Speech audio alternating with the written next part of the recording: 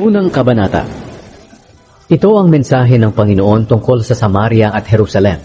Ipinahayag niya ito kay Mikas na taga Moreshet, noong magkakasunod na naghari sa Huda sina Jotam, Ahaz at Hezekiah. Sinabi ni Mikas, "Makinig kayong mabuti, lahat kayong mga mamamayan sa buong mundo, sapagkat sasaksi ang Panginoong Diyos laban sa inyo mula sa kanyang banal na templo. Parurusahan ng Israel at Huda.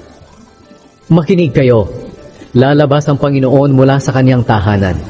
Bababa siya at lalakad sa matataas na bahagi ng mundo.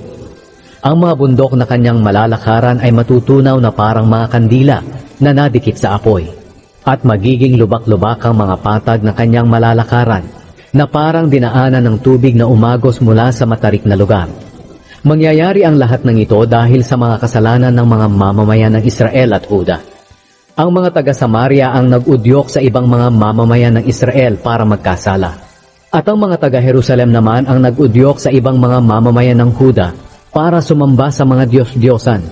Kaya sinabi ng Panginoon, gigibain ko ang Samaria at tataniman na lang ito ng mga ubas. Pagugulungin ko ang mga bato nito papunta sa kapatagan hanggang sa makita ang mga pundasyon nito. Madudurog ang lahat ng imahe ng Diyos-Diyosan ng Samaria. At masusunog ang lahat ng ibinayad ng mga lalaki sa kanilang pakikipagtalik sa mga babaeng bayaran sa templo. Nakapagtipon ng mga imahe ng Samaria sa pamamagitan ng mga ibinayad sa mga babaeng bayaran sa templo. Kaya kukunin ng kanyang mga kalaban ng mga pilak at ginto na binalot sa mga imahen para gamitin din ng kanyang mga kalaban na pambayad sa mga babaeng bayaran sa kanilang templo. Sinabi pa ni Mikas, dahil sa pagkawasak ng Samaria, iiyak ako at magdadalamhati. Maglalakad ako ng nakapaa at nakahubad para ipakita ang aking kalungkutan. Iiyak ako ng malakas na parang asong gubat at tulad ng paghuni ng kuwago. Sapagkat ang pagkagiba ng Samaria ay parang sugat na hindi na gagaling. At mangyayari rin ito sa Huda hanggang sa Jerusalem na siyang kabisera na lungsod ng aking mga kababayan. Mga taga-Huda, huwag ninyong ibalita sa ating mga kalaban na mga taga-Gat ang tungkol sa darating na kapahamakan sa atin. Huwag ninyong ipapakita na umiiyak kayo. Doon ninyo ipakita sa bayan ng Bet-Leafra ang inyong kalungkutan sa pamamagitan ng paggulong sa lupa. Mga mamamayan ng Shafir, bibihagin kayo at dadalhing nakahubad, kaya mapapahiya kayo. Ang mga mamamayan ng Zaanan ay matatakot lumabas sa kanilang bayan para tulungan kayo. Ang mga taga-Bet-Ezel ay hindi rin makakatulong sa inyo dahil sila rin ay umiiyak sa kapahamakang dumating sa kanila. Ang totoo, ang mga taga-Marot ay matiyagang naghihintay sa pagtigil ng digmaan. Pero mabibigo sila dahil niloob ng Panginoon na makarating ang mga kalaban sa pintuan ng Jerusalem. Mga mamamayan ng Lakish, isingkaw ninyo ang mga kabayo sa karwahe at tumakas kayo. Ginaya ninyo ang kasalanang ginawa ng mga taga-Israel at dahil sa inyo'y nagkasala rin ang mga taga-Zion. Kayong mga taga-Huda, magpaalam na kayo sa bayan ng Moreshet Gat dahil sasakupin na rin iyan ng mga kalaban. Sasakupin din ang bayan ng Aksib, kaya wala nang maaasahang tulong ang inyong mga hari mula sa bayang iyon. Kayong mga mamamayan ng Maresya, padadalhan kayo ng Panginoon ng kalaban na sasakop sa inyo. Mga taga-Huda, ang inyong mga pinuno ay magtatago sa kuweba ng Adulam. Kukunin sa inyo ang pinakamamahal ninyong mga anak at dadalhin sa ibang bayan. Kaya magluluksa kayo para sa kanila at ipapakita ninyo ang inyong kalungkutan sa pamamagitan ng pagpapakalbo na parang ulo ng agila. Ikalawang Kabanata. Parurusahan ng Panginoon ang gumigipit sa mga dukha. Nakakaawa kayong nagpupuyat sa pagpaplano ng masama. Kinaumagahan ay isinasagawa ninyo ang inyong plano masama dahil may kakayahan kayong gawin iyon. Inaagaw ninyo ang mga bukid at mga bahay na inyong nagugustuhan. Dinadaya ninyo ang mga tao para makuha ninyo ang kanilang bahay o lupaing minana. Kaya ito ang sinasabi ng Panginoon sa inyo. Makinig kayo. Pinaplano kong parusahan kayo at hindi kayo makakaligtas. Hindi na kayo makapagmamalaki dahil sa panahong iyon ay lilipulin kayo. Sa araw na iyon, kukutsain kayo ng mga tao sa pamamagitan ng malungkot na kasabihan. Lubusan na kaming nalipol. Kinuha ng Panginoon ang aming mga lupain at ibinigay sa mga traidor. Kaya wala na kayong angkan na magmamana ng inyong bahagi sa oras na hatiin ng sambayanan ng Panginoon ang lupain na ibabalik sa kanila. Ngayon, pinapangaralan pa ninyo kami. Sinasabi ninyo, huwag na ninyo kaming pangaralan tungkol sa kapahamakang iyon dahil hinding-hindi kami mapapahiya. Bakit? Isinusumpa na ba ng Panginoon ang lahi ni Jacob? Ubos na ba ang kanyang pasensya? Gawain ba niya ang pumuksa? Ito ang sagot ng Panginoon. Kung ginagawa lang sana ninyo ang mabuti, matatanggap ninyo ang aking mga pangako. Pero nilulusob ninyo ang aking mahihirap na mamamayan na para bang mga kaaway. Akala nila pag-uwi nila sa kanilang bayan mula sa digmaan ay ligtas na sila. Pero iyon pala'y aagawan ninyo sila ng kanilang balabad. Pinapalayas ninyo ang kanilang mga kababaihan sa mga tahanang minamahal nila. At inaagaw ninyo ang mga pagpapala na ibinigay ko sa kanilang mga anak. Kaya mawawala na ito sa kanila magpakailanman. Kaya ngayon umalis na kayo rito sa Israel, dahil ang lugar na ito ay hindi na makapagbibigay sa inyo ng kapahingahan, sapagkat dinungisan ninyo ito ng inyong mga kasalanan. Masisira ang lugar na ito at hindi na mapapakinabangan. Ang gusto ninyong mangangaral ay iyong nangangaral ng walang kabuluhan, mandilin lang at sinungaling. At ganito ang sinasabi, sasagana kayo sa alak at iba pang mga inumin. Ang ipinangakong kalayaan sa mga taga-Israel at taga-Huda. Sinabi ng Panginoon, kayong natitirang mga mamamayan ng Israel at Huda, titipunin ko kayo gaya ng mga tupa sa kulungan o kawan ng mga hayop sa pastulan. Mapupuno ng mga tao ang inyong lupain. Bubuksan ko ang pinto ng lungsod na bumihag sa inyo at pangungunahan ko kayo sa inyong paglabas. Ako ang Panginoon na inyong hari, ang mangunguna sa inyo. Sinaway ni Mikas ang mga pinuno at mga propeta. Ikatlong kabanata. Sinabi ni Mikas, makinig kayo mga pinuno ng Israel at Huda. Hindi ba't kayo ang dapat magpatupad ng katarungan? Pero ayaw ninyo ang mabuti at gusto ninyo ang masama. Ginigipit ninyo ang aking mga kababayan, na parang binabalatan ninyo sila at inaalisan ng laman ng kanilang mga buto. Pagkatapos ay tinatadtad ang mga buto at hinihiwa ang mga laman at saka niluluto at kinakain. Sa araw ng pagpaparusa sa inyo, hihingi kayo ng tulong sa Panginoon, pero hindi niya kayo tutulungan. Itatakwil niya kayo dahil sa inyong kasamaang ginagawa. Ito naman ang sinasabi ng Panginoon tungkol sa mga propetang nanlinlang sa kanyang mga mamamayan, na nangangako ng mabuting kalagayan sa mga nagpapakain sa kanila. Pero binabantaan nila ng kapahamakan ang ayaw magpakain sa kanila. Dahil iniligaw ninyo ang aking mga mamamayan, hindi na kayo magkakaroon ng mga pangitain at hindi na kayo makapanghuhula.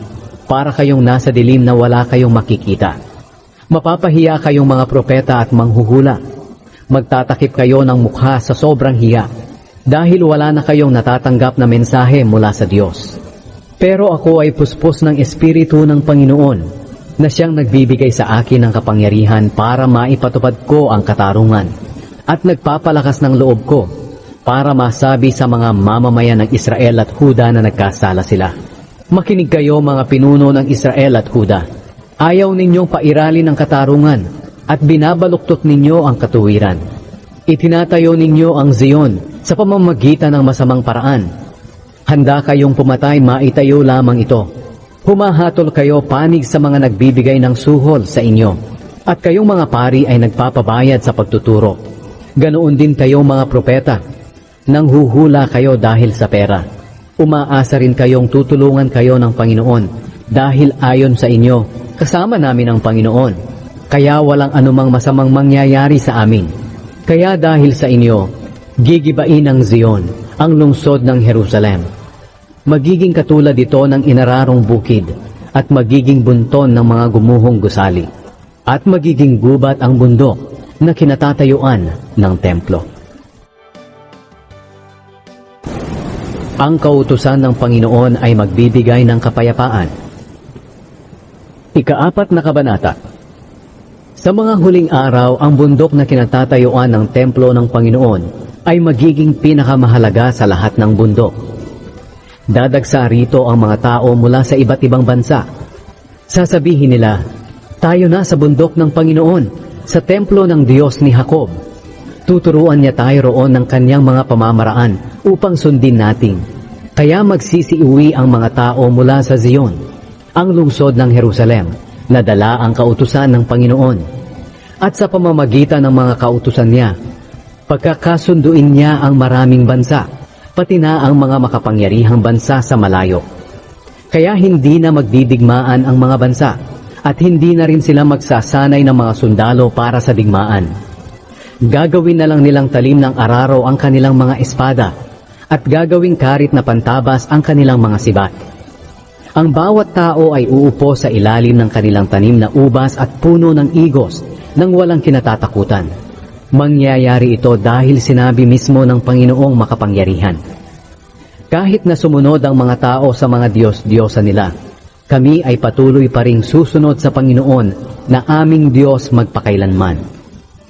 Babalik ang mga Israelita sa kanilang bayan. Sinabi ng Panginoon, sa darating na mga araw, titipunin ko ang aking mga mamamayan na aking pinarusahan, na parang mga tupang pilay at nagsipangalan. Ang mga natira sa kanila ay gagawin kong makapangyarihang bansa, at mula sa araw na iyon ay maghahari ako sa kanila, sa bundok ng Zion magpakailanman. Ang Zion na katulad ng mataas na bantayang tore ng mga hayop ay magiging makapangyarihang muli. Ang bayan na ito na tinatawag ding Jerusalem ay mangungunang muli sa lahat ng bayan ng Israel, katulad noon. Mga mamamayan ng Zion, bakit kayo dumaraing na parang babaeng manganganak na? Nandiyan pa naman ang inyong mga hari at buhay pa ang kaniyang mga tagapayo. Sige, mamilipit kayo sa sakit na parang babaeng manganganak na, dahil hindi magtatagal ay lilisanin niyo ang inyong lungsod at maninirahan kayo sa kaparangan, at pagkatapos ay dadalhin kayo sa Babylonia. Pero ililigtas ko kayo doon mula sa inyong mga kalaban. Maraming bansa ang nagkaisa upang makipaglaban sa inyo.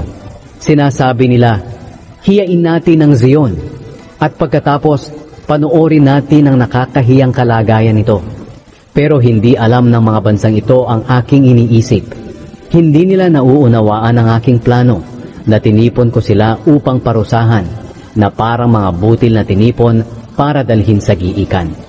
Mga mamamayan ng Zion, kumanda kayo at lipulin ninyo ng lubusan ang inyong mga kaaway, na parang gumigiik kayo ng trigo. Sapagkat gagawin ko kayong parang mga torong baka, na may bakal na mga sungay at tansong mga kuko. Dudurugin ninyo ang maraming bansa, na nagkaisa para labanan kayo.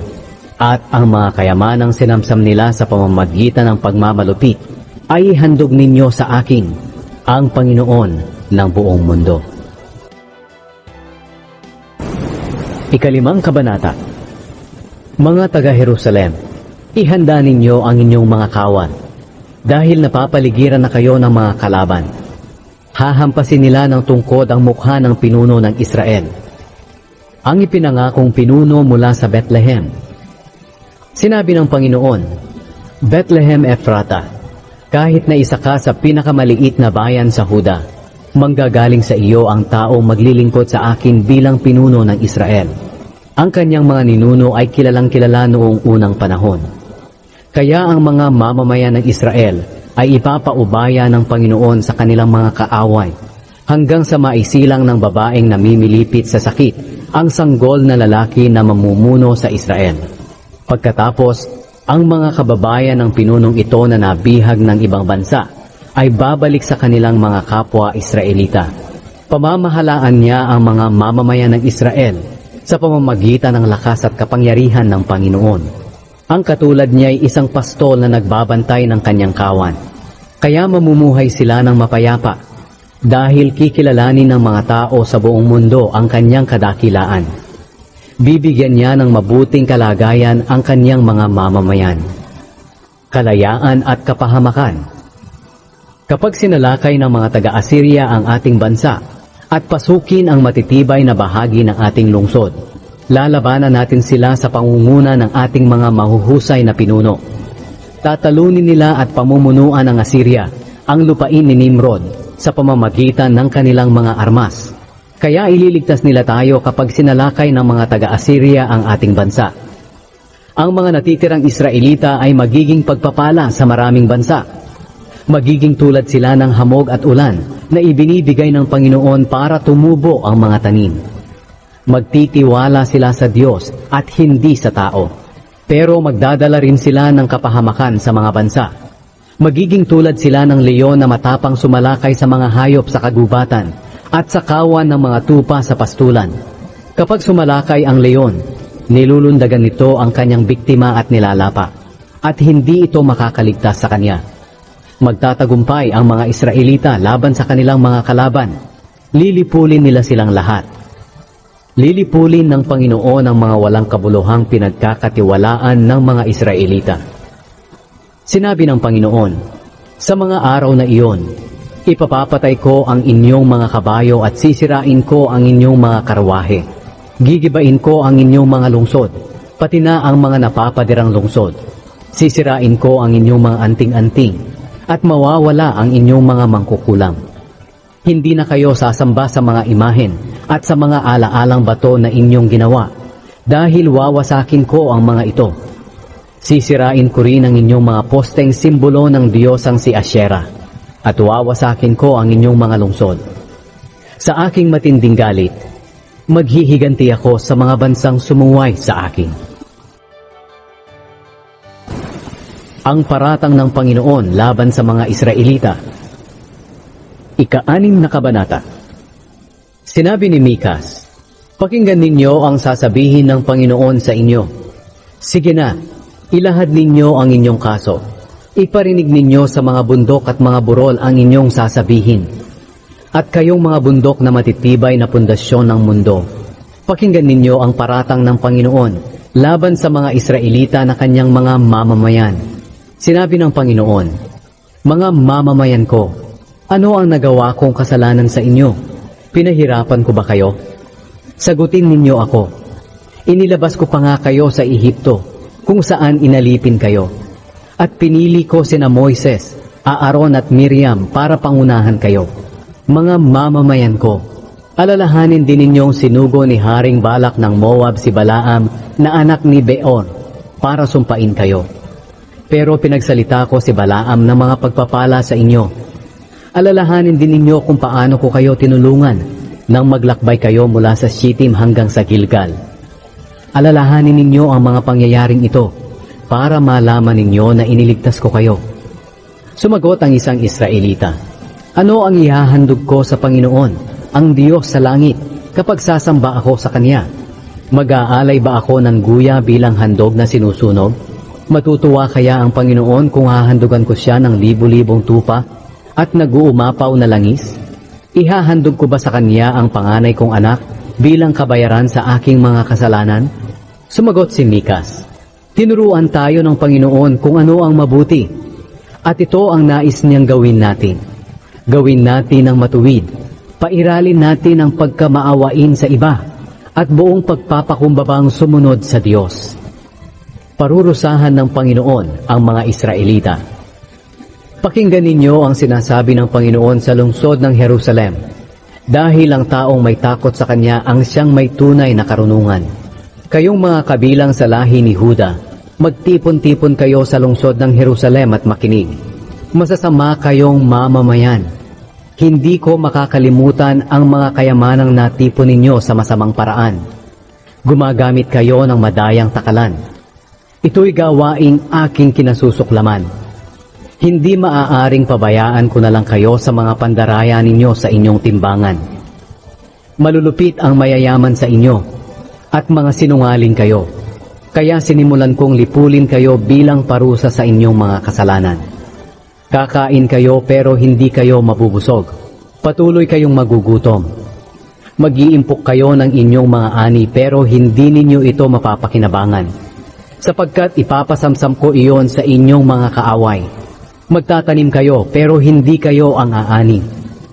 Magpipisa kayo ng mga olibo pero hindi kayo ang makikinabang sa langis nito.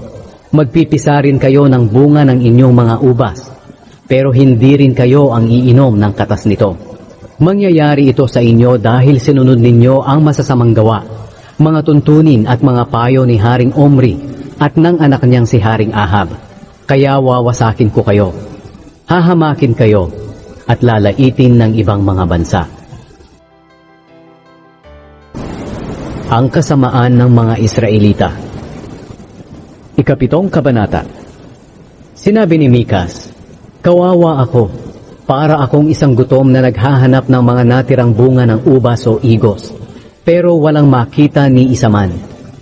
Ang ibig kong sabihin, wala na akong nakitang tao sa Israel na tapat sa Diyos. Wala nang natirang taong matuwid. Ang bawat isa ay naghahanap ng pagkakataon para patayin ang kanyang kababayan, tulad ng taong naghahanda ng bitag sa hayop na kanyang huhulihin. Bihasa silang gumawa ng kasamaan. Ang mga pinuno at mga hukom ay tumatanggap ng suhol. Sumusunod lamang sila sa gusto ng mga taong tanyag at makapangyarihan. Nagkakaisa sila upang baluktutin ang katarungan. Ang pinakamabuti sa kanila ay parang dawag na walang silbi. Dumating na ang panahon ng pagpaparusa ng Diyos sa mga taong ito, gaya ng kanyang babala sa kanila sa pamamagitan ng mga propeta na parang mga gwardya sa tore. Dumating na ang panahon ng kanilang pagkalito. Dahil sa laganap na ang kasamaan, huwag na kayong magtiwala sa inyong kapwa o sa inyong mga kaibigan. At mag-ingat kayo sa inyong sinasabi, kahit na sa inyong mahal na asawa. Sapagkat sa mga panahong ito, ang anak na lalaki ay hindi na gumagalang sa kanyang ama. Ang anak na babae ay nagre-rebelde sa kanyang ina. At ang manugang na babae ay nagre-rebelde rin sa kanyang biyanang babae. Ang kaaway ng isang tao ay ang kanya mismong kapamilya. Pero para sa akin, magtitiwala ako sa Panginoon na aking Diyos. Maghihintay ako sa Kanya na magliligtas sa akin, at tiyak na ako ay Kanyang diringgin. Ililigtas ng Panginoon ang mga Israelita. Sinabi ng mga Israelita, "Hindi tayo dapat kutsain ng ating mga kaaway. Kahit na nadapa tayo, muli tayong babangon. At kahit na nasa kadiliman tayo, ang Panginoon ang ating ilaw. Dahil sa nagkasala tayo sa Panginoon, dapat nating tiisin ang kanyang parusa sa atin hanggang sa ipagtanggol niya tayo at bigyan ng katarungan. Makikita natin ang pagliligtas niya sa atin sa pamamagitan ng pagdala niya sa atin sa kaliwanagan. Makikita ito ng ating mga kaaway at mapapahiya sila. Sapagkat kinukutya nila tayo noon na nagsasabi, 'Nasaan na ang Panginoon na inyong Diyos?' Hindi magtatagal at makikita natin ang kapahamakan nila. Magiging tulad sila ng putik na tinatapak-tapakan sa lansangan." Sinabi ni Mikas sa mga taga-Jerusalem, "Darating ang araw na muli ninyong itatayo ang mga pader ninyo, at sa panahong iyon, lalong lalawak ang inyong teritoryo. Sa panahon ding iyon, pupunta sa inyo ang mga tao mula sa Assyria at sa mga lungsod ng Ehipto, at mula sa Ehipto hanggang sa ilog ng Euphrates, at mula sa malalayong lugar.